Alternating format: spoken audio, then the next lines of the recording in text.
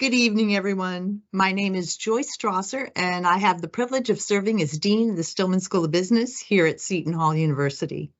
It is my great honor tonight to welcome you to a fantastic event, Women Innovators and Changemakers, Alumnae Success Stories, a celebration of women in honor of Women's History Month.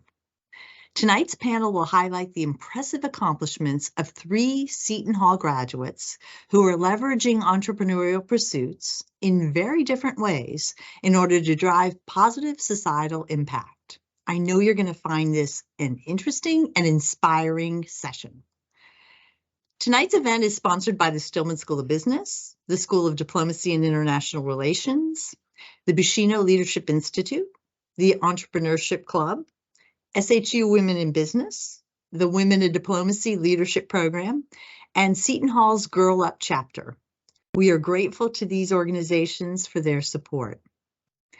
And we are thrilled to have 2 of our most talented current students serving as moderators for tonight's panel, one representing the Stillman School of Business and the other representing the School of Diplomacy and International Relations. So let me introduce these 2 young women to you. Gabriela Gagas is a senior in the Stillman School of Business, earning a marketing major, a certificate in market research, and a minor in public relations. Gabriela is the current president of SHU Women in Business and also a member of Kappa Kappa Gamma. After graduation, she will be transitioning from her current marketing internship into a full-time role as a marketing coordinator at an accounting firm. As it happens, Gabriela's birthday was on Monday. So happy belated birthday, Gabriela. Good to have you with us this evening. Thank you. Pranali Jain is a junior in the School of Diplomacy, pursuing a double major in International Relations and Economics. She currently serves as the co-president of the Women of Diplomacy Leadership Program, as an event organizing chair for Girl Up SHU, and as a staff writer for the Diplomatic Envoy. She is also a member of the Sigma Iota Rho International Affairs Honor Society and the diplomacy cohort of the Buscino Leadership Institute. Pranali is interning at the United Nations Foundation this semester and hopes to continue her career in this industry before pursuing law. So thank you to both of you, Gabriela, Pranali. I'm going to turn over the stage and the program to you. Thank you so much for the warm introduction, Dean Strasser. Today, we'll get this event started with a few introductions of our panelists. First is W.E. de Cruz. She graduated with a master's from the School of Diplomacy in 2015 and is a co-founder of the Virtual Global Consultant Group, a global IT company that helps entrepreneurs, companies, and organizations in Africa and elsewhere to adopt digitalization to access new revenue and value-producing opportunities. A serial entrepreneur, de Cruz is also the co-founder of Cruz Burgers, a plant-based burger patties made with mushrooms. And our next panelist will be Susanna Grau, who earned her master's in 2007. She's the founder of a luxury jewelry brand that is anchored in ethical practices called Susanna Grau for Body, Heart, and Planet. The brand pays tribute to the earth, its creations, and its feminine force and soul. A portion of the company's profits go to different organizations that protect the planet and its people. She currently serves as an international cooperation specialist covering several countries of the South America continent, supporting environmental activities that conserve biodiversity, combat deforestation, and improve natural resource management. And last but not the least, we have Rehana Nathoo, who earned her master's in 2011. She's a co-founder and CEO of Spectrum Impact, a consulting firm that helps organizations expand their impact investing footprint. She's also an Adjunct Assistant Professor at Georgetown University and serves on the boards of TortoiseEcofin, Grantboo, and Amplify Capital. And now each of our panelists will have 8 minutes to speak about their professional journeys, and then we will ask them a few follow-up questions. And lastly, at the end, there will be time for audience questions, which viewers can put in the chat function.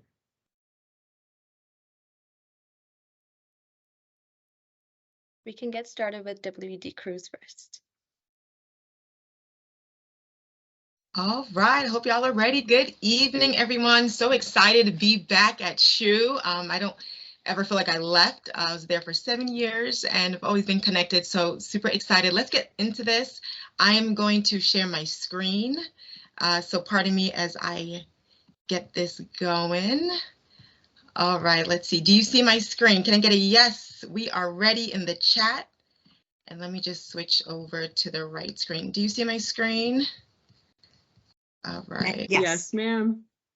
Awesome. Awesome. All right, let's put my timer on. Make sure I hit this 8 minutes for your respective of time. Well, it is such a pleasure and an honor to be back at the very confines of the university that I stand upon today as the digital diplomat. Much of my work is all about helping to build local and global economies through digitalization. And so this next 8 minutes, I'm going to do my best to walk you through the journey since leaving the university. And so if I leave you with anything today, if you get anything today, the number one principle that I want you to take from my share is to live at the level of your consciousness and never at the level of your circumstance. Today, I am a wife, a mother of 3 children, an international consultant, award-winning tech and food entrepreneur, and I'm also a U.S. Embassy speaker. But the journey, as you may know, is never linear, right? The vision is clear, but the journey is not. And so this is my share on how I went from unemployed to employer and how I learned that humility always precedes honor. You see, at the age of 24, I was on this road to fulfilling my dreams after receiving a full tuition scholarship as a Dr. Martin Luther King Jr. at Seton Hall University, completing my B.A. in English, and then receiving another full scholarship to complete my dual master's degree in diplomacy and international relations as a graduate assistant in the PR marketing department with Lori Pine at Seton Hall University. I found myself, like many people today, unemployed, right? Despite having all the academic accolades, all the things that I learned, all the momentum that I had gained, I found myself unemployed. And so after countless and numerous rejection letters and dead-end interviews, I decided that if they won't hire me, I will hire myself.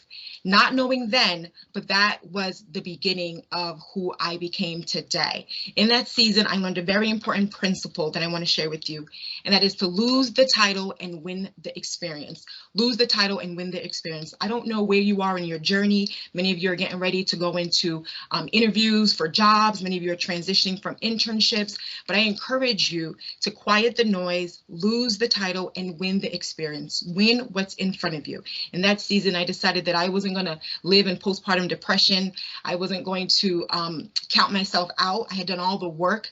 I had built all the momentum at Seton Hall, and so I was going to win the experience that was in front of me, and that was being a mom at that time. It was being a new graduate student. It was being a sister, a wife, and so on. But that was the beginning of becoming the digital diplomat. You see, today I can stand proud and say that, yes, in 2021, we won Minority E-Commerce Firm of the Year at the Department of Commerce through our business Virtual Global Consulting Group. In 2016, I had launched a company with a wonderful dear partner of mine named Naomi Jordan Cook that you see here in the photo.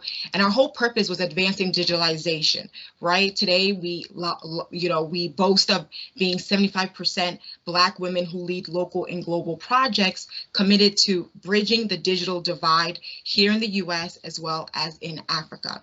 And it's in that season when launching the business is where I learned this next principle, and that's simply consciousness is the first form of currency. Yes, I was broke. Yes, I was unemployed. And yes, I was venturing on into entrepreneurship as really the only option that I could create for not getting a job, but I had to learn these principles. And the second one was that consciousness is the first form of currency, right? And so what does that mean? Well, let me propose this for you today. There was a shift that happened for me that went from consumer to producer.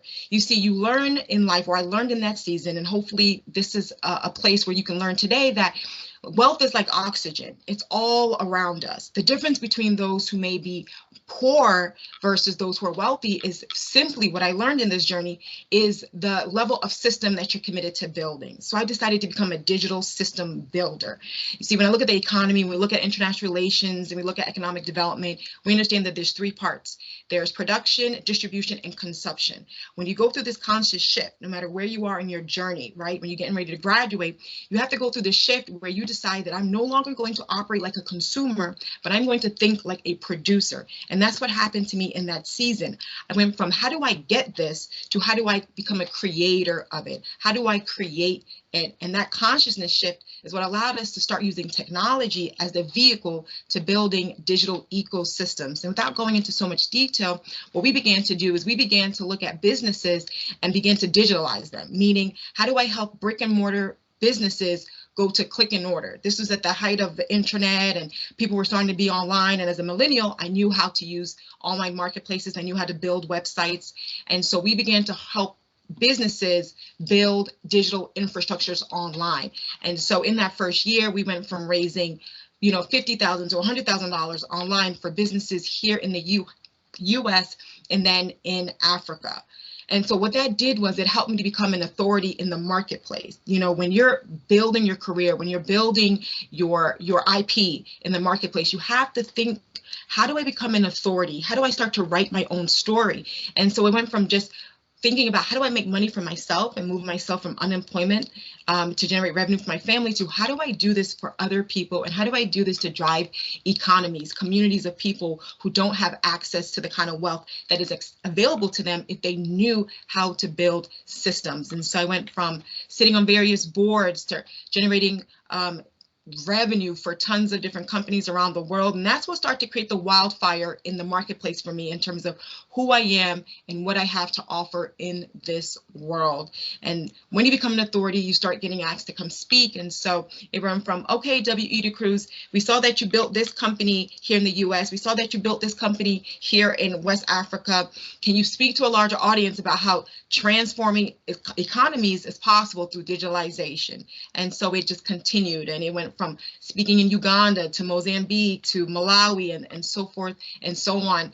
And then I learned in that season that, wow, nothing in life happens by accident, but everything actually happens as an incident in God's good plan. So what do I mean? Well, there was this full circle moment, Seton Hall, right? I went from student to speaker. You see, I don't know if you can look at this photo. Many of you may recognize a few folks in here, but we have Dr. Barry Augerberg right here, and we have little Omi in these red pants in the middle of the screen. This photo was taken back in, I think, 2013.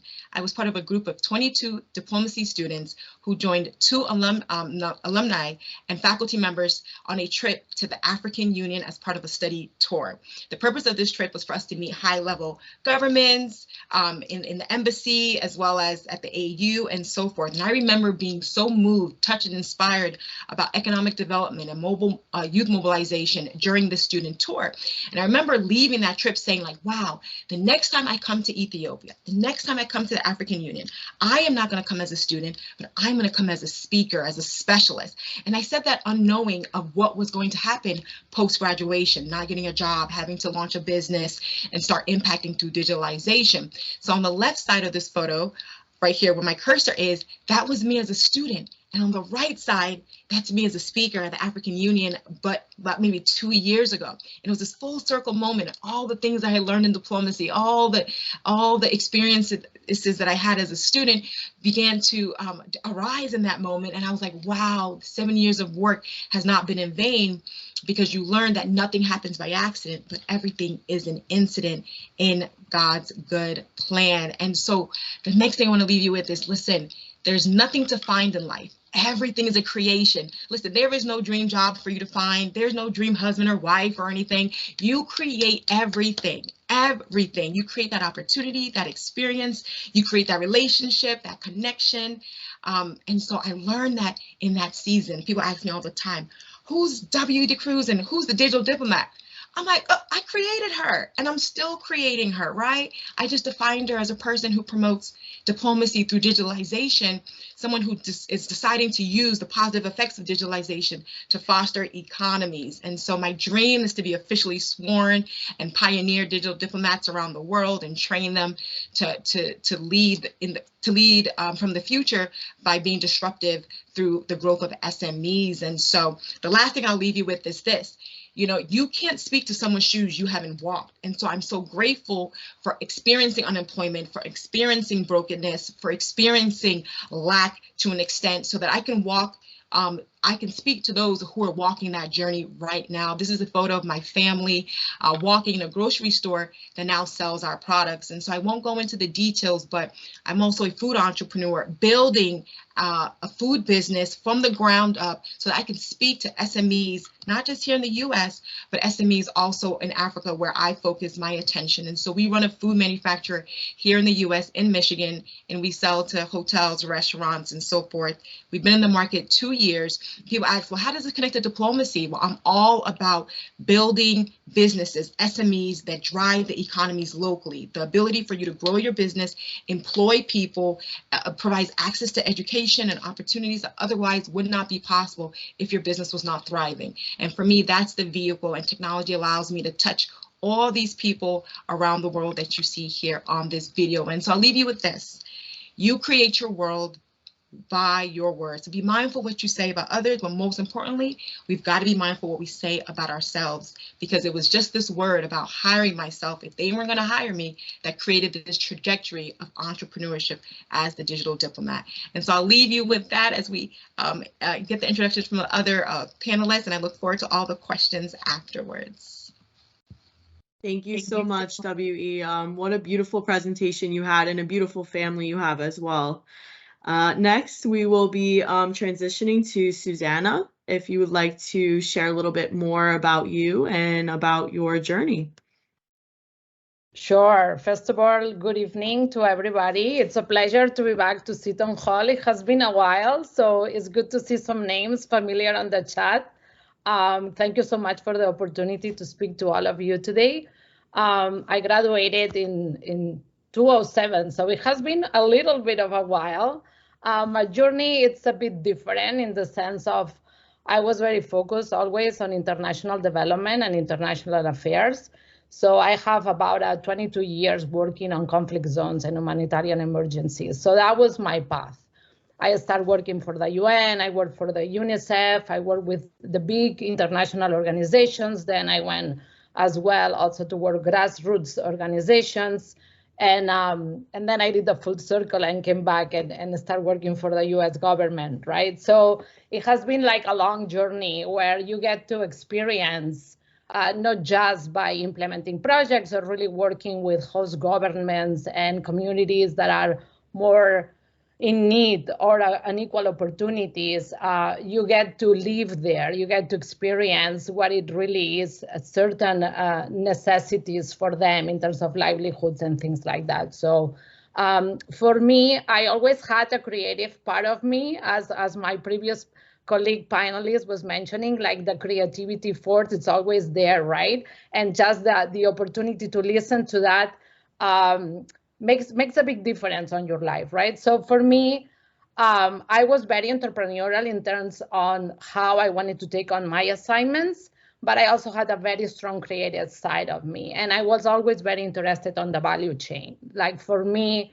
in terms of creating equal opportunities, also meant that the final product that you may go anywhere to buy had to be equal for everybody in the food chain, right? Like you can have, in my case, I'm very creative, so I have an art side that it speaks for me.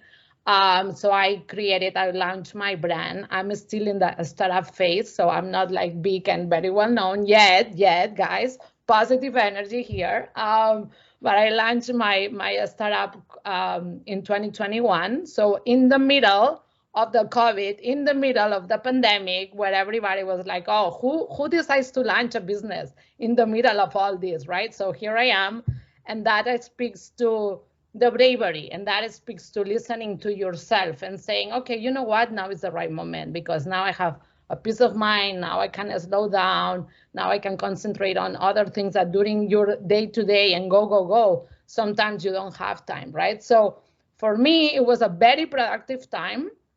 And also I was very fortunate that when I presented my creative proposals to the ateliers that I wanted to work with, they were open to listen and they were open to really take me on. So I also stand on the shoulders of people in the industry that are very solid, that have been doing this for a very long time. So I also have to be, recognize that as well. So I'm grateful as well to all these people that has come together in this journey for me to be able to launch my brand, right? So when I launched the brand, as I said, like it was during COVID time. So again, like who will do that? So I went on and I did it.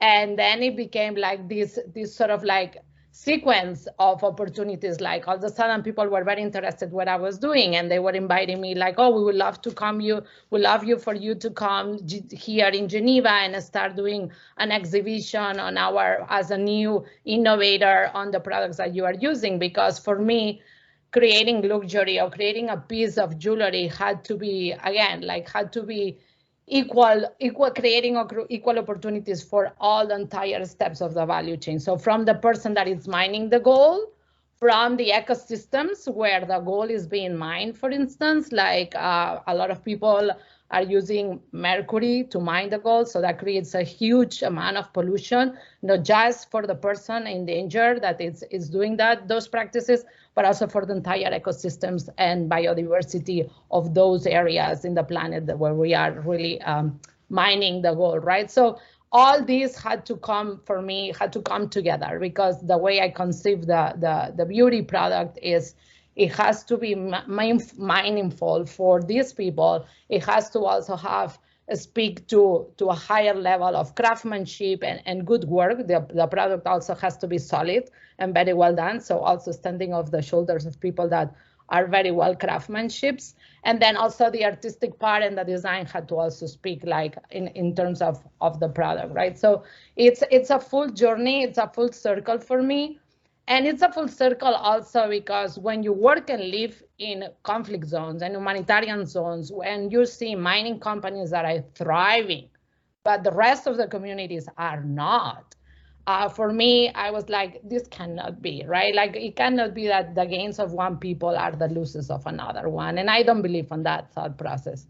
For me, it's more like we can all gain, and this is how. And that's why I launched my brand, try to really challenge this conception that you cannot have a product without not benefiting every single step of the process, right? So that for me, it's very important, the ethical practices that are attached to a beauty product. Like, and you can come because you like the design, that's fine. You don't have to, share the same values that I have as a company.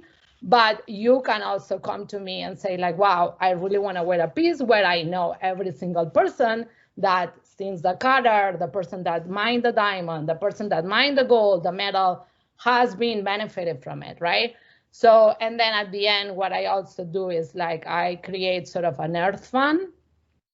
You cannot deny I come from international development, right? So my heart is always like, how can you give back? Because for me, the sense of like building a business without a heart, it doesn't speak to me, right? So at the end, what I did is I also created an earth fund where a percentage of the sales will go and be reinvested. So it's kind of like a circular economy sort of perspective of how you want to run a business and also how you bring beauty to the world. So it's a different way of doing international relations, people. But it's kind of like bringing beauty, like in all the steps of the process. But I have to say, my 22 years, and I still continue doing this. So I still like, so it's a lot of work because I manage so many different things at the same time, but it's very fulfilling. And I still want to be seeing the impact, because so many times we are in the development space and we talk a lot about private sector investments. And we talk a lot about like, oh, private companies should be doing this, should be doing that. Yes, But like when you are in the development space, you learn certain skills, and yes, you transfer certain skills to the private sector, but not everything is much, right? So you also have to learn about how the private sector operates, what are the gains, what is also for them, what it takes to run a company, the overheads, all the expenses, everything else, what it means for them also to be able to be successful. And so I was like, I'm gonna prove my own theory. I'm gonna see if I can prove that this is actually working. So here I am in the journey.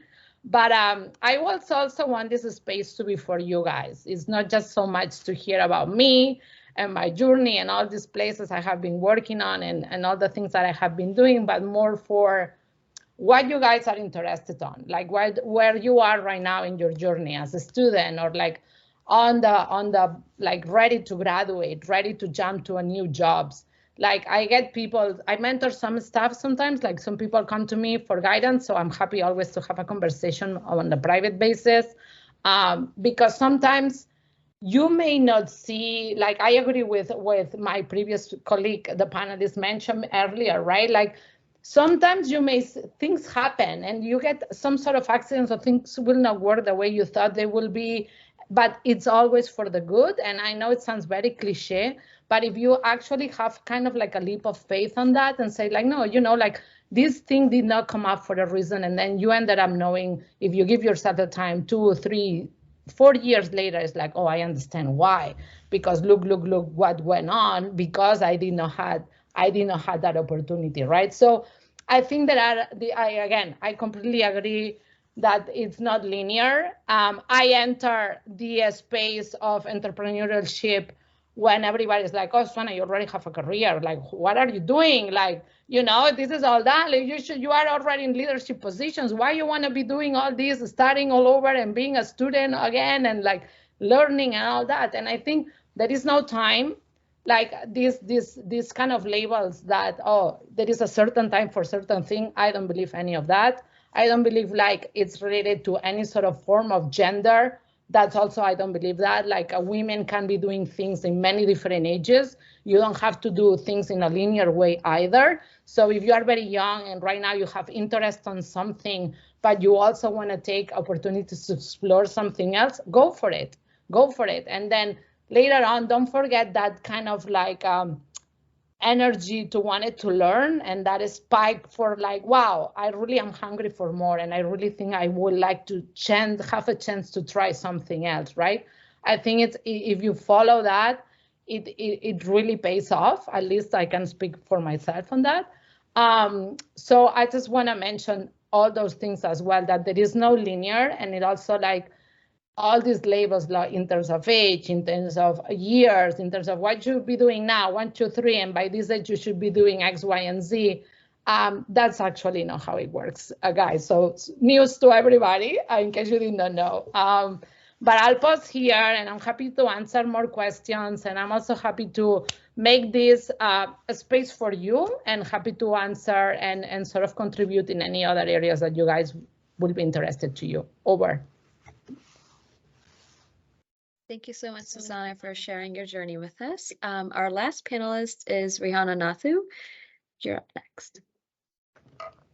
Great, thank you. I'm in incredibly impressive company, so it's a thrill. It's a thrill to be with all of you, and it's a thrill to get to know more about WE and Susanna. So thank you for the space. My journey, this is a theme for the evening, but my journey is yet again a little bit different. So I came to the School of Diplomacy from Toronto, where I was born. I had a very specific interest at a younger age in international development, much like Susanna. My parents were from East Africa. They were Canadian immigrants. And so the idea of learning a little bit about what it means for people to be forced to leave and then make new homes and new lives is obviously fairly seminal. I moved from Toronto to Seton Hall. My folks had been in the United States a total of one time before we drove from Toronto to New Jersey. So that was a fantastic experience for all of us. We had no idea what we were in for, but then proceeded to spend, two of the best years of my life meeting people that I now call best friends, and being able to be mentored and guided by faculty that took an incredibly specific interest, quite frankly, in my future, in my career. So while I was at Seton Hall, it was the development finance and economics side that really captured me. I didn't anticipate that was true. I was really interested in the Canadian Foreign Service. And what had so happened was that they were doing a restructuring at the time where I was in graduate school. And so the econ side of my path became the only path, which again, to Susanna's point about nothing happens by accident is certainly true.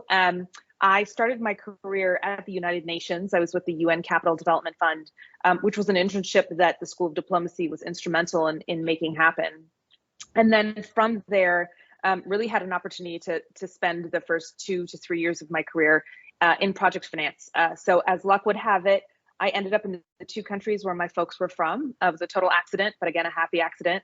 Spent 2 years in Uganda and Tanzania, oscillating between Uganda, Tanzania, and New York, structuring deals in energy and agriculture, and realized at the time that working at this level, while incredibly impactful, wasn't landing with me for some reason. I think I found myself having context inappropriate sort of high level conversations with these entrepreneurs about why is the system this way? Why is it so impossible for private capital to flow to, yes, socially impactful things, but revenue generating, market opportunistic things? Why can't we bridge these things together? And obviously the Chilean mango farmers I was working with were not so preoccupied with that. They really had a very specific focus. So it was a wake-up call to me that maybe I needed to move to a systems level. So I had the very good fortune of joining the Rockefeller Foundation and working with the impact investing team for a few years. For those of you who impact investing is not new to, bear with me. For those it is new, it's an investment discipline, an investment strategy that focuses on making investments into products, organizations, and funds that have, of course, financial expectations, but also social expectations. And you can define those social expectations however you like. They can be about the environment, they can be about gender, they can be about financial inclusion, they could be here in the United States, they could be abroad. But the idea is that you are making an investment with dual, sometimes more than dual, but dual objectives, some financial and some other. And so the Rockefeller Foundation had actually helped coin the term impact investing. So it really was a very unique learning opportunity for me to sort of learn from where a lot of the language was created. And then after spending some time with that team, I moved over to Bank of New York Mellon, where I started their social finance program. So like a lot of financial institutions around the time, there was a lot of interest in moving private capital to impact. A lot of large banks were building impact products for their wealth management side of the business, their private bank, and trying to find ways for wealthy individuals to make investments in things that were aligned with their values. So again, another fantastic opportunity filled with way more misses than wins, but that actually proves to be the best learning, quite frankly. And so moved from that opportunity in-house at the Case Foundation, which is the family foundation of Steve and Jean Case. Steve Case is one of the co-founders of AOL. And found myself leaving New York, which I thought would never, ever happen, and moving to DC for a few years. And in the process of that part of the journey, I think I realized very quickly, not dissimilar to what I took away from my experience in East Africa, that some part of the picture, some part of the story was still missing for me. I felt like I had incredible opportunity to build impact investing strategies from the ground up for these great institutions. But when things didn't work, I really just took that learning and that lesson to the next place. And I wasn't sure if I was doing my part as a practitioner to really spread the message on what does not work. And when you are a large institution and you put millions and billions of dollars into a strategy and it fails, it is highly unlikely you're going to try it again. And you're certainly going to tell your peers not to try it again. And so I was feeling a little bit of a calling to find a new way to get those lessons out into the market. And so that's how Spectrum Impact was created. I founded the firm in 2018. We are a boutique consulting company. We focus exclusively on building impact investing strategies for allocators in all of their many shapes and forms. And when we say that, we're talking about everything from a really wealthy family to a large institution to a private foundation to a nonprofit. Everybody that works with money in any way can be an impact investor, even if they're not in the business of making a lot of money, and even if they're new to the idea of actually deploying that capital. And it's been more than 6 years running the business, which again is kind of hard to wrap my head around. But I think the biggest takeaway from this experience, and WE and Susanna said this perfectly, so I'm just gonna highlight what they said instead of repeat, because they did it quite artfully. The biggest takeaway is that how you define yourself really does determine your level of success. So we have investors that walk in on a daily basis that have no idea what to do, but know they want to do something, or know exactly what they want to do, and it's often the wrong thing. And it's a reminder to us in our business that we have all kinds of ideas and perceptions about how we play in this ecosystem, whatever your ecosystem may be. And part of the role of us as practitioners is to help guide and educate and correct. A very good friend of mine calls us more therapists than we are consulting firm. I've been advised by legal counsel that we absolutely cannot put that on the website. That would be a lawsuit in the making, but sometimes that's what it feels like. It feels like our job is to take what little we know, and it is a little, it's a pretty constrained set of experiences, and try and have people make better, smarter, faster decisions, knowing that capital is incredibly scarce. If we think a little bit about just the overall annual flows in the world of private development. So everything from family remittances to large institutional foundations to ODA, we're talking at best $500 to $600 million in a given year. The capital markets are $200 trillion. That the scale of impact, the scale of potential there is just unmatched. And so, especially for my international development colleagues, it can be hard sometimes to even contemplate working with the private sector. It can go against all of our training, all of our history, everything that we've learned about how private sector players sometimes make mistakes, just as we do in development. But simply put, we don't really have the luxury, I think, if we want to see some of these achievements in our lifetime, of not working in a cross-sector capacity. And so that's really what our firm tries to do, is educate the allocators of capital, to remind them that there are opportunities to do good and to make money, and that they should feel unthreatened by the ability to have both. That's an okay thing to have and to pursue, but also that there is a real opportunity to learn from other sectors with deep expertise. And that includes allocators reaching across the aisle to speak to development professionals and learn a little bit about the decades and decades of history that you all have to spend time studying and writing essays on, to make sure that we don't make the same mistakes. And so really thinking about this cross-sector thinking, this collaboration of unlikely allies, I think is pretty instrumental in the work that we do. And then finally, I'll just say, I love that both Susanna and WE talked about maybe busting your own myth of what you can and cannot do. And I would say I learned all of my investment training on the job.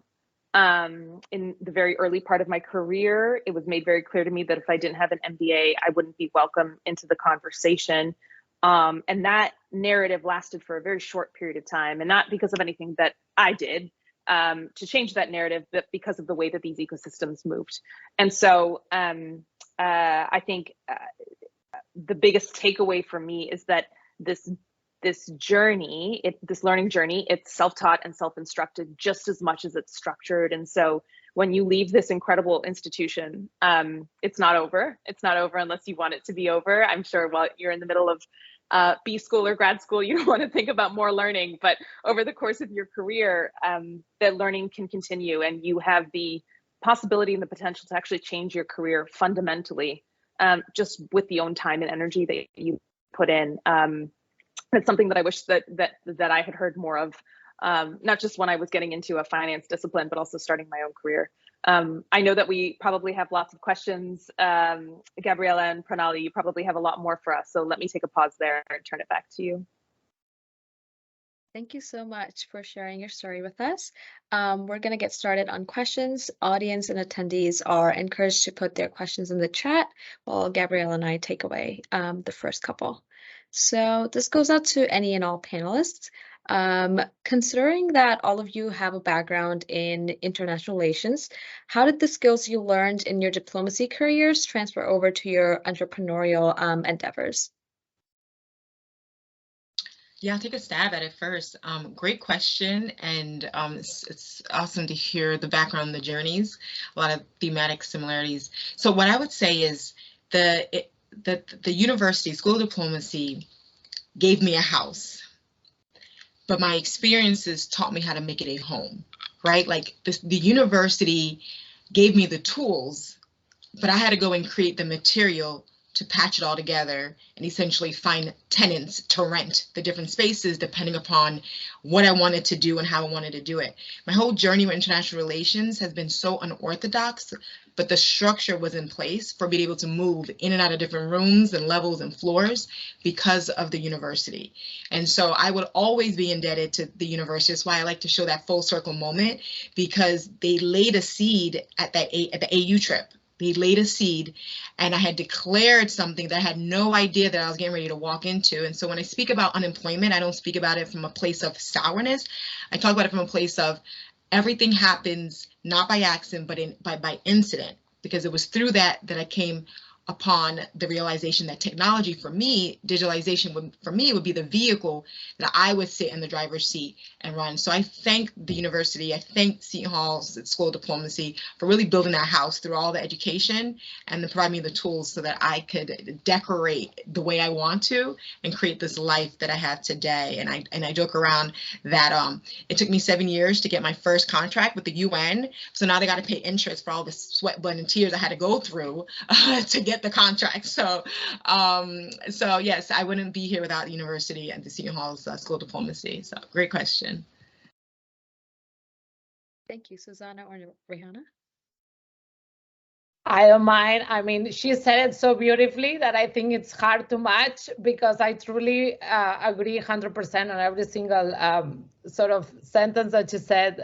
For me, it was as well. Seton Hall University was a wonderful experience all along. I think the exposure, that's what you benefit the most, like the exposure, the opportunity to really engage with all these different stakeholders, like within the space of international development, really helped me sort of to project where I wanted to be. And then again, like you get the tools, but then it's up to you to really how you want to make it happen for you, and how many opportunities and risks, because risks is also something that it's important here to mention, you are willing to take. Because sometimes, like in my instances, I was in the UN, I was already working for UNDP, and I felt I needed to jump and do something else and get back on the ground and start doing, because there was something inside of me that's saying, no, it is more. You need to keep learning. This is just one step of a long journey. So again, super grateful to Seton Hall for taking care of us at that beginning and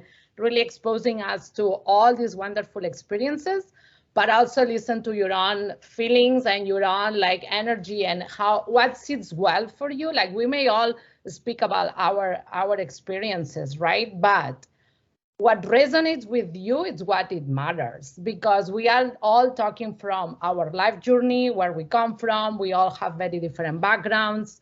We all have different ages. We have different cultures. So whatever resonates with you is what really matters, but also consider taking risks. That's what really makes a big difference, at least for me. Over to my colleague. I'll just add to that. You both opined beautifully, so I'm not going to try and do any of that. But I would just add to that I now have the great privilege of teaching part-time at Georgetown, and I would say the connective tissue across diplomacy programs really is around critical and analytical thinking. I think as this was said before, but as now an employer and also a member of faculty, which is a bizarre thing to say out loud, just trying to create a desire, an appetite, a thirst for critical, analytical, and sometimes counterintuitive thinking and learning and writing is to me been the most translatable skill that I think I've seen in the work that I do, but then also in how I hire, and that is a discipline agnostic skill. And I think that coming from an international development and diplomacy domain, which requires you to be so many people at the same time, actually harnesses that in the most perfect way. And so I would encourage anyone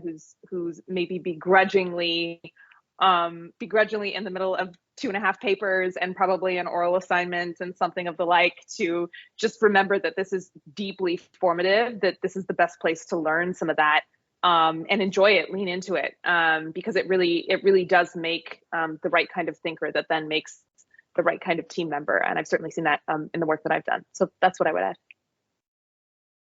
Thank you so much, ladies, for your input on that. Now, I know some of you may have briefly touched on this earlier, but could you describe some struggles that you've had in your career, in your journey along the way, whether that be in your entrepreneurial journeys or just your professional career as a whole? And I'll leave it to whoever would like to start off.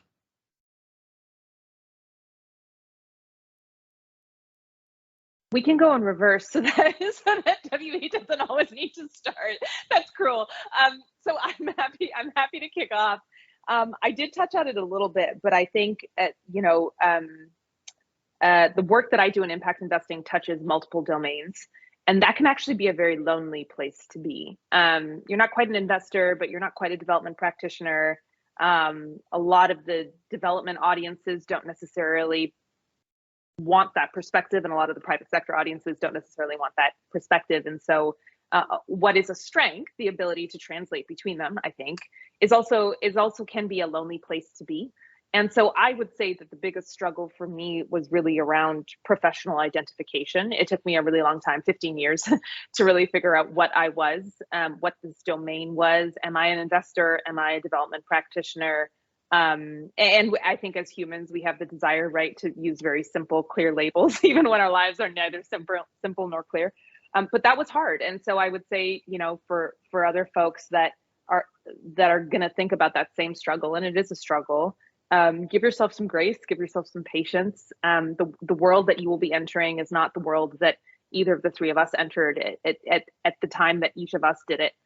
Things move quickly, really, really quickly. Impact investing started less than 20 years ago. It didn't even exist. And so I think you will see iterations of that in your own careers. And so maybe give yourself a little bit of grace as you try and figure out how to define yourself, because it's a difficult thing to do. I think I'm always in the middle because we are doing the reverse. So I think I'll go next. But I could not agree more with what my colleague Rehana said. Like I really appreciate and I really understand the struggle. And I also want to echo something that she mentioned earlier in terms of the analytical skills as well, and the title that she mentioned, that sometimes you will not have the right credential, as they say, the right credentials, but your skills in terms of, like, for me, for instance, like when I jump into an industry, the luxury industry moves billions and billions of dollars. And by training, I did not have an M.P.A, but I had a law degree that I acquired after Seton Hall, will not tell anybody. But I had all these analytical skills that really helped me to do. I could do my own research. I could really contrast all these arguments. I could really understanding where I was heading and what do I needed to build all the pieces. So fully in line and echoing 100% everything Rehana said, because I could not agree more. In terms of the struggles, how much time do we have? Because I mean, like with 22 years working in conflict zones, I can tell you the challenges are vast.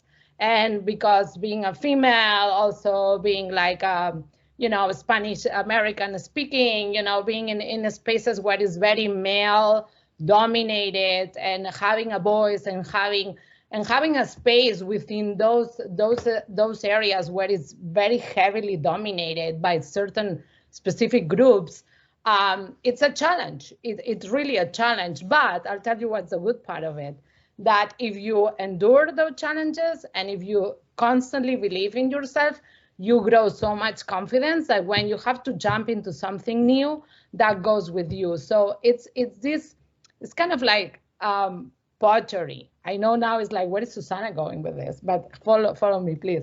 It's kind of like pottery. Like when you start sort of crafting something, initially you don't see what's gonna come out, but life sort of kind of like is crafting you through many different life experiences, and then you start seeing why and why this shape and why this happened, because now I have this extra skill that allows me to jump into entrepreneurial. Being entrepreneur, it's really truly believing in yourself, having the experience, having the skills to do extra research. Many people are going to tell you, you should do this, you should do that, you should do this. Yes, listen everybody, but at the same time, filter everything what sits right for you. And that comes, that filtering things what is right for you comes with a level of maturity and also a level of confidence that your opinion matters. And if I'm gonna make mistakes, I'd rather make mistakes on my own terms than not by listening somebody else. So think about those things, guys, and over to my other colleague. Yeah, absolutely. I concur. You know, I don't know where many of you are today in your journey, but one of the biggest challenges and struggles that you'll experience in life is learning how to dance with darkness. And let me explain. I'm talking about having dark thoughts, thinking about not feeling adequate or leveling up, comparing yourself to colleagues and classmates and standards. It's the ability to dance with this idea of not being worthy or being enough. And so if I've learned anything in my journey, irrespective of the particular situation that I was dealing with, I learned the power of darkness. You see, there's a reason why we dream at night, because darkness, dark moments, pandemics, opportunities where things are flipped upside down, it's an opportunity for you to create. It's an opportunity for you to shine, right? And so if you're in a situation today, I encourage you. I'm mature in my season, mature in my journey. I've had every breakdown you could think of, from being a wife to a mother to business, all of it all in once. But I've learned that the deeper the breakdown, the height of your breakthrough. And so when you understand how to approach challenges from a place of opportunity as well as opposed to setbacks, then you can overcome and navigate literally anything that comes your way. I'll give you this really quick example. I was on my way to a food show in California like 2 weeks ago, and to a food show to sample my products, and they told me that I couldn't bring my portable freezer on the plane. Then there's no point of me being at the food show. If I can't bring my products, there's no point. Maybe 10 years ago, I would have fell out, had a whole crying attack, you know, wow, hee. But all I said was like, okay, when's your next flight? I said, okay, when's your next flight? I said, I need you to change my ticket and put me on the next flight. I need about 4 hours. I'll go back home. We'll get dry ice. How much can I bring on the flight? Okay, 1 point, whatever. We'll make that happen. And you keep it moving. It was an opportunity to create another strategy and keep it moving, right? Because I understood that being at that food show was a big breakthrough. I meet buyers. I meet all these type of people. And something was going to try to stop me from getting there. And so you start to expect breakdowns when you're getting ready for your breakthrough. So it's learning how to dance with challenges and darkness, and having that, there's wisdom and discernment. You'll know how to navigate anything that comes your way, career, personal, whatever you call it. And so I would add that to my colleagues. Thank you so much for your insights. And Susanna, I think you touched on it, so you can go first this time. How has your identity in a primarily male and primarily white system impacted your journey as an IR professional and an entrepreneur? Yeah, that's a very, very good question, and I think everybody feels this differently. So this is again my own experience, and by any means it doesn't have to be like everybody else's experience. So within my journey of 22 years in conflict zones, I worked 5 years in Afghanistan. So I was really embedded in the battlefield. I was really like experiencing, look at what is hardcore conflict zone, right? So you have international development experiences, and then you have another different international development experiences.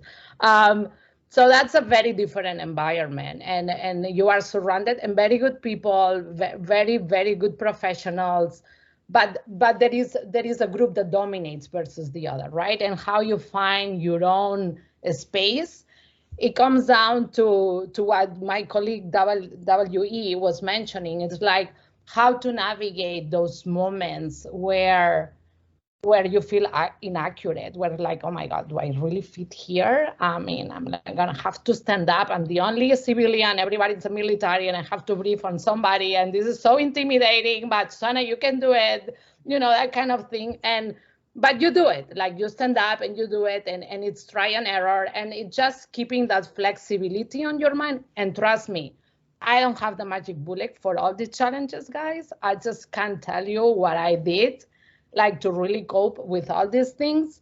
But that was, for instance, those were like very, very challenging years, but I came out on the other side like really empowered and really like with a lot of wonderful skills under me and with a lot of good friendships as well within the journey. So I think it's also how you project yourself within those environments. And yes, you are going to be challenged, but it's good to be challenged, because if you don't break the status quo, you always think you are walking on water, and nobody walks on water, right? So I think keeping yourself grounded, it's what helps you to improve.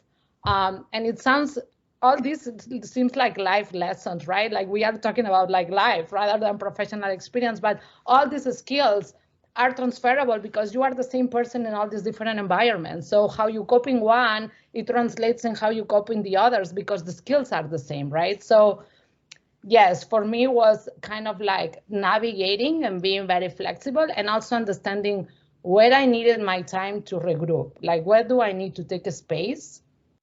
And it's okay to take a space. And when I need to take a space and kind of like have a moment of peace and say like, okay, let me think this through.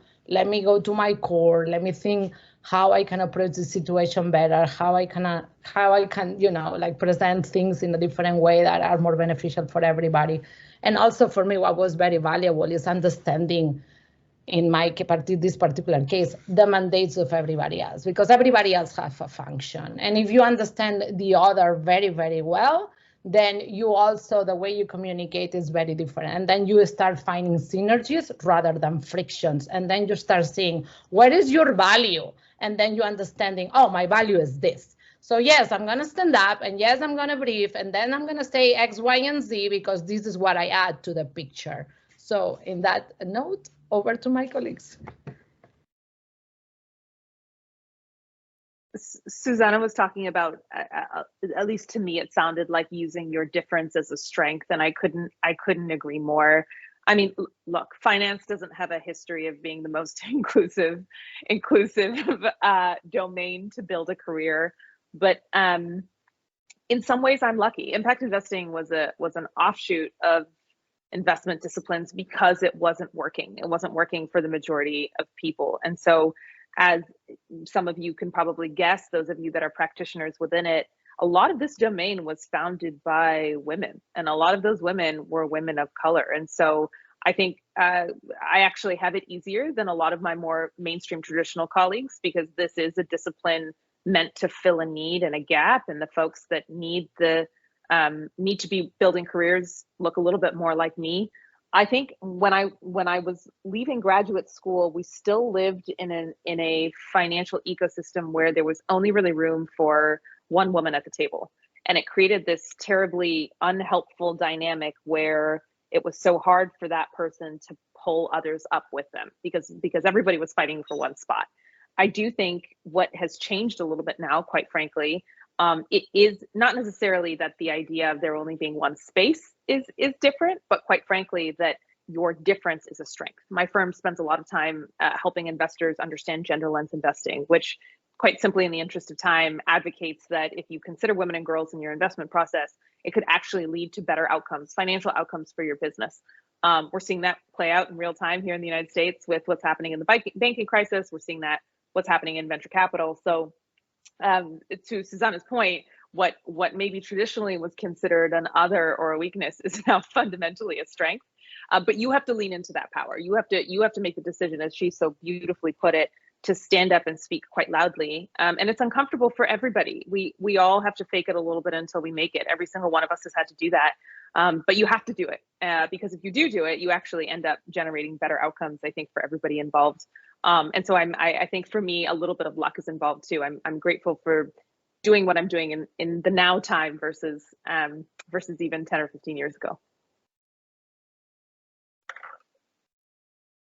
I think the question was well answered. There's nothing much to say besides filling the gap and seeing the opportunity in the challenges. Very similar to tech, 25% women in technology, and 3% are Black. So not only am Black woman and then using tech and diplomacy, I mean, it's like a 4-time whammy, but it's always been an opportunity because now people are looking for you to step up. But I would just say, encourage you that if you're going to take the opportunity, show up and show out, because you are a representation of those to come. And so I make sure that when I go out and I do what I have to do, that we leave a very loud, resounding sound so the next person can have the opportunity as well. And so that's what I would add to my colleagues.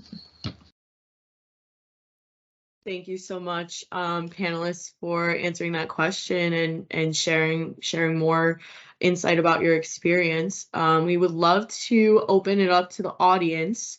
If anyone would like to perhaps unmute and ask a question, or in the chat.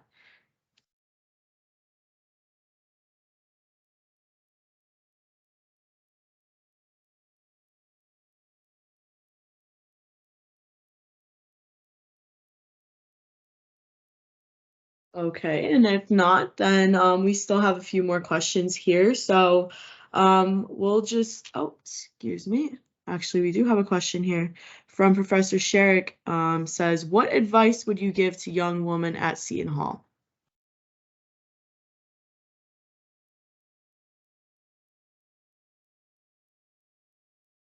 And Rehana, I don't know if you want to start with this one.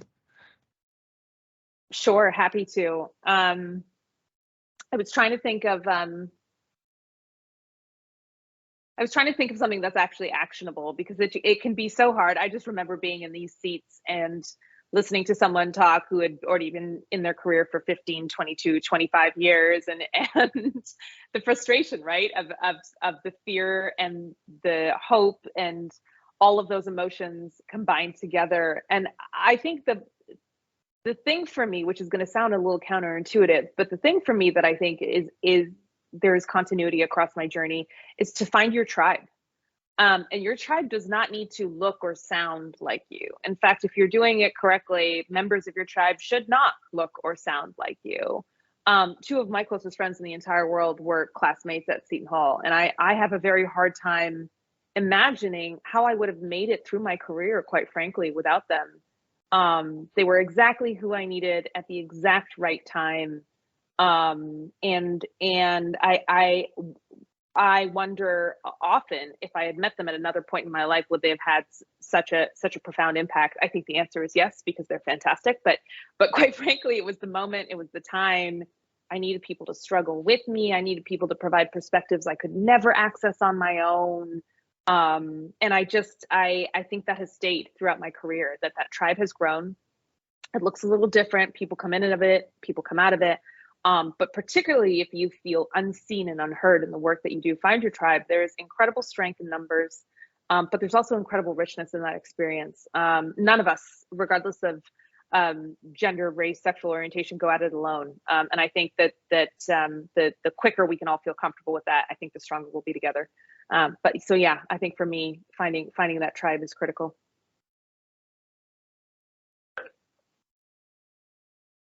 I'll be happy to go. I mean, I have a number of life principles that I live by, but I'll give you one that a professor gave me when I was on campus, and then I'll give you one that I've learned over the years. Something that was very strategic for me on campus, Professor Mildred Antonor told me this, and I was very, oh my God, I can name every single divine connector and mentor from Seton Hall University, and I will forever remember their names. But Professor Mildred Antonor, she told me as a freshman, she said, you never get a second chance to make a first impression. And because of her, I never wore sweats to class. I only had collared shirts. I showed up, and not knowing then now, but I was living in the consciousness of what I believed. In my circumstance, I was just a student, but in my consciousness, I was this professional. I was this, I was this change maker. I was this innovator. And that really stuck with me throughout my entire stay at the university. What I would say too is that, in your journey, you've got to learn how to make unreasonable requests, because you may not have all the resources that you need to get you to your next level, but you are connected to someone who does or someone to someone who does.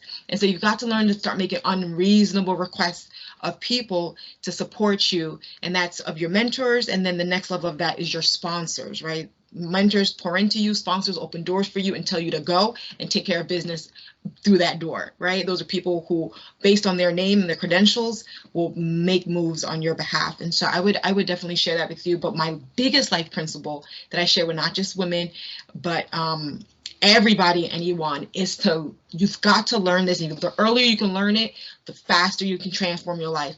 And that is to live at the level of your consciousness and not at the level of your circumstance. If I made choices based on my circumstances, I would not be here today, right? I would not be here today. And an example of that is I gave birth to my first child. Pardon me. I gave birth to my first child, and 7 days later I was in class, graduate school. I was back in class because I was on a full tuition scholarship. I didn't want to lose it. And so I had to just, live at the level of what I believed was possible and not based my choices on what was going on and the feelings I was feeling at that moment. And so I would give that to you. I would give that to you as you're pursuing school. I agree completely with all my colleagues on what they have said. I think especially at the beginning when you are about to graduate, it's like where I start, like what is my entry point, like how do I take it from school to the real life.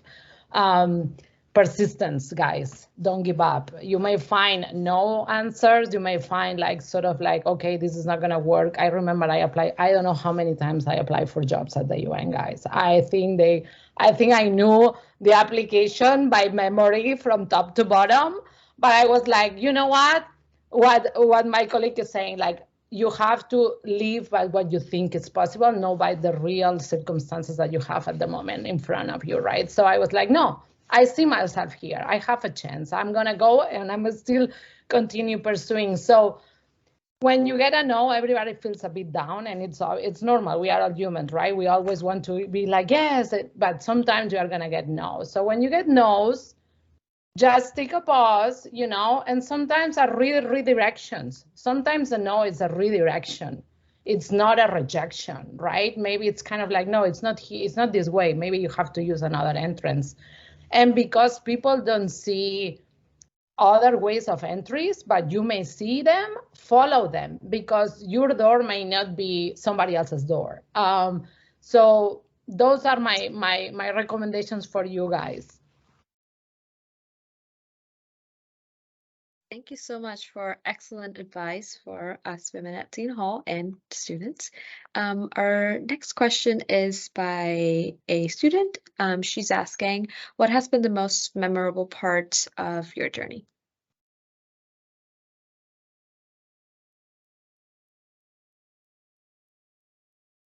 Debbie, if you want to get started. I can start this time. Oh, okay, go ahead. No, Susanna, I'm still reflecting on my. Okay. I have a lot of memorable times, but I think for me, when I really saw my website up and running, when I had my collection out, when I had my first international show, when I got invited to Singapore to expose my pieces, I was like, so pleased, so happy, so like, oh my God, it's really happening. After all these struggles and not giving up, is happening. When I saw my collections or like some of my pieces in Vogue magazine and like in all these fashion shows, I was like, okay, Suana, this is, we are going somewhere. We are still a baby, but we are going somewhere. So that was a boost. I was like, okay, I think I can make it. Yeah, that was a very good, important time for me over. Oh, that's so beautiful, Susanna. I'm so excited for you. I understand the feeling of product placement, entering the marketplace. So I'm so excited for you. I'm cheering for you. And I'm definitely going to look into your pieces. I'm reflecting because there have been so many memorable, but I'll give you one that came to mind. I think I mentioned, so when I graduated the university, I had also had my eyes set on the United Nations. I was I mean, I had like 9+ internships under my belt by the time I finished. I was like ready, you know, on paper, it was everything. And then I didn't get a job, and I was so hurt, y'all, so hurt. And so I think a full circle moment for me came when I've gotten a few, so the United Nations Economic Commission for Africa, we know it has many agencies, so the Economic Commission for Africa contracts me to do a lot of work, and one of the contracts, the recent one I just finished, was to design and deliver a tech curriculum and train UN professionals. I'm like, oh, so y'all didn't hire me, but now y'all are paying me to train y'all? Like, I was trying to be one of y'all. And it was like this full circle moment that I'm now lending my voice and training UN professionals when they have the job that I once wanted. I couldn't believe it. My husband was like, did you just hear the words that you just said? You're about to train UN professionals. I'm like, oh my gosh, I am. So it was a full circle moment. And it was just a testament that, you know, what I had envisioned and what I saw, while the journey was not linear, the vision was so clear. And I'm just super excited to be engaging with all the public stakeholders that I always thought that I would, but in a postured way that gives me the freedom to be a mom and a wife, and it's just been such a great pleasure, you know, and it's been such a great pleasure, and then today to serve as a U.S. Embassy speaker, where the U.S. Embassy pays me to go speak on their behalf. I'm like, where, you know, you don't know about all these opportunities and how things can be created in your journey. But like I said, Seton Hall gave me a house, I built a home, and I'm just decorating each room the way that I want. And so really grateful for those opportunities. So I would say that's been a good highlight in this journey. I would just add to that, and maybe I will scoop up the very last question that was that was posted in the chat, because that's a bit of my answer. Is that actually for me, the moment is ongoing. All of the things that WE and Susanna talk about, absolutely, yes. When you get those wins, when you get those mandates, when you get that press, no doubt, right? It is, oh my God, I cannot believe that this is happening. You feel both too young and too old at the same time, which is really bizarre, no matter what age you're at. But I think for me, it's that it's still working. I mean, it took me, you know, almost 12 years in my career to realize that it is safe and meaningful and even lucrative to work for myself. That entrepreneurship is actually not the risky path. It's kind of the only path. It's the only path for who I am as a person. It's the only path, as W was saying, for the life that I want to live. It's the only path for the change that I want to see.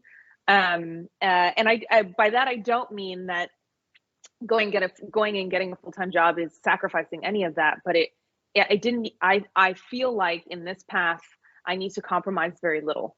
And it's not lost on me how rare of a privilege that is. And so I think sort of in taking the question that was asked, with the skills and the training that we all have had the benefit to learn, being an entrepreneur is not all that risky. At the end of the day, even with the incredible story that WE told about where she started and where she landed, at the end of the day, we could go get work, we could go get jobs, we could find places to apply all of this learning and training, which is more than most people can say. And so I would encourage you all to think about entrepreneurship, reframe the idea of risk. What does it mean to actually be risky? Starting your own thing, having the change that you want to see, being impactful, hiring people, building a team, spreading the word. It's not all that risky. In fact, it's quite the opposite. And so I wish that I had done that a little bit earlier in my career. I think I wish I had reframed what risk really meant. But I would say that entrepreneurship in and of itself is not the riskier path. Sometimes taking the job that you don't want and signing up to a life that you didn't ask for is far riskier than taking a chance on yourself. Yeah, Rehana, I would concur. It's like choose your heart, right? Like it's to choose your hard. And what I would encourage, that's a really good question. And I think sometimes it is like it's this dichotomy of like, do I go get this job? Do I do this? But there's a season for everything. And to Susanna's point, is like your spirit will give you that peace on where you're supposed to be in that season. But there's a time to, like bloom where you're planted. There's a season to sow and a season to grow. There may be a season where there's still some skill sets that you're still acquiring that you'll need for your season of entrepreneurship. But I think the one thing that I did consistently is like I just served. I served my way to leadership, and then I served as a leader. I remember every single mentor that I served, wrote for, did whatever for. I just served, and in that service, it propelled me into leadership to the point where you can't even run from leadership or entrepreneurship. It literally, it's just all around you. Every day you're getting texts of requests, and I got a text about the embassy taking me to Zimbabwe and all, like there's just, these requests come, but it was just service. And so your spirit will give you that peace. But I would say bloom where you're planted, bloom in your season, and you'll know how to navigate that. And the last thing is the power of choice. If you choose to go into entrepreneurship today and it doesn't work for you, you can choose again. Like just choose again, make another choice.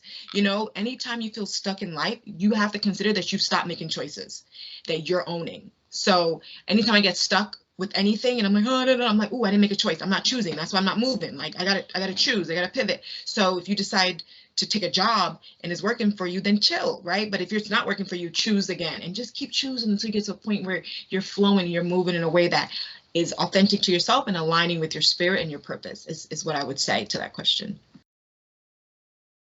Awesome. Thank you, ladies. And I think we'll conclude with one last question from audience member Tony. And the question is, how do you maintain your momentum during periods of discouragement or when what you envision seems not to be working?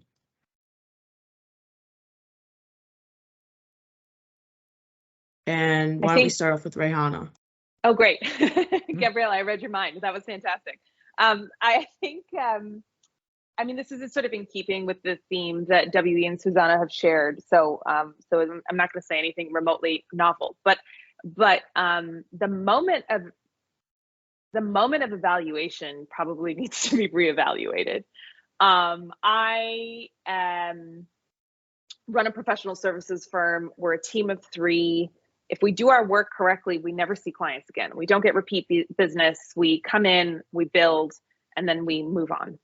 And I remember a colleague asking me what scale looked like. And what he was really asking was, when are you going to get acquired so you can get your huge paycheck so that you can go to Bali and never work again? Because that's how we talk about scaling businesses. It's how we talk about tech. It's how we talk about private enterprise in the US. It's how we talk about it. You grow, you go public, fantastic. For the majority of companies, you get acquired, you get a really beautiful check, you move on.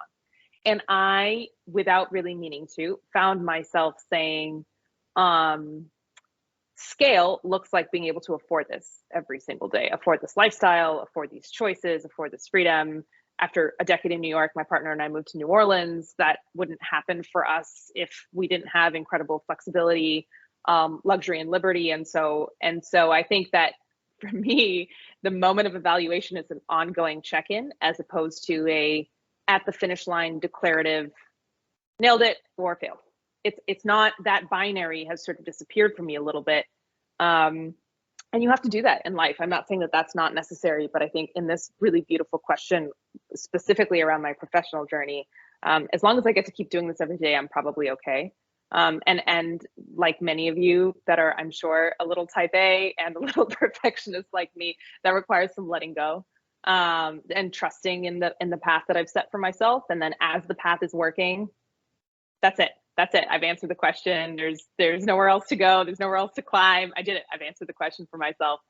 So I'm really just saying it out loud so I can remind myself to make sure that I do that today. This is a check and balance on myself, but a little bit of reframing around what victory really looks like, I think has been really helpful for me.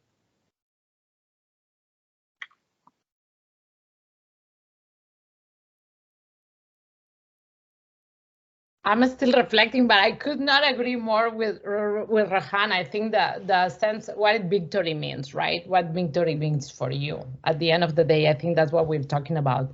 And I think you define that. And I think in moments for me, in moments where things are maybe not working as I supposed to be working, or as I think they don't supposed to be working, I could not agree more with what my colleague WE was mentioning. Like, am I making a choice? Am I stuck? I'm stuck. Am I moving? Because I'm not moving. So why am I not moving? Because I'm not deciding. So rethinking. And sometimes when moments like that happen, we tend to associate it all the time with negativity. Like, oh, it's so bad that this is down. It's so bad. And not necessarily. Those times are needed as well, because you cannot, it's very unrealistic to think that you are always going to be on the high horizon constantly, right? Like, you always need times where things are going to slow down, because other skills and other moments that you need to reflect are going to come out. And you cannot come out when you are delivering something, when you are on the prime time, when you are go, moving, PR here, sales, these industry shows, trade shows, this and that. That's not going to be a moment of reflection. That's going to be a moment where you are like, okay, out. And there is going to be moments where you are in, right? So look at nature. Now I'm going to get all philosophic, no, but look at nature, right? Look at the seasons of let's not think about climate change now, because we'll get a bit depressed, but there are those moments, right? Like, there are those moments where things are out, and there are those moments when the energy needs to be in for something else. And when things feel a little bit uncomfortable, I think you need to start taking a pause and thinking, why? It's because I'm not in the right place where I used to be. Did I make a choice that I don't feel comfortable with? Did I settle down for something I was not really happy with? So it's a moment of truth, I think, for me, when that happens. Over to my colleague. Yeah, I concur. And oh, Tony, it is so good to see you on this event today. I hope all is well. I would leave you with this. People ask me all the time, like, WE, are you always really this happy and joyful and excited? And I learned very early on in life that the journey is the reward. The journey is the reward. And so there's no unfulfilled expectation about arriving and getting anywhere particularly. It's like the journey is the reward. So the ups, the downs, the sides, the left to the right, like, I'm just like, this is a reward because it's part of the journey. So I would leave you with, the journey is the reward. And if you live through those lenses, then you understand that even discouragements and seasons where you're not hitting certain goals is a reward, because you're on the journey, and that's all that matters. So as long as you keep moving, you will experience all that you desire to. So the journey is the reward, is what I would say. Thank you, ladies, for all of these fantastic points. And now we will conclude. I would just like to first say thank you so much to WE, Susanna, and Rehana for all of your amazing insights. And we just appreciate hearing so much about your career and your advice for us as students. So thank you so much for that. Next, I would like to also thank Dean Strausser and Dean Halpin and Professor Sherrick and all of our faculty supporters and co-sponsors this evening for putting on this event. And with that, I will leave you all with that. I just want to say quickly, this is a proud night for Seton Hall. You have done a tremendous job, made a real impression, and we're very grateful. Thanks for taking us on this journey. And thank you, everybody, for joining us. Gabriella, Pranali, great job. Thank you. Thank you so much. Thanks, everybody. Everybody. Thank you. Thank you.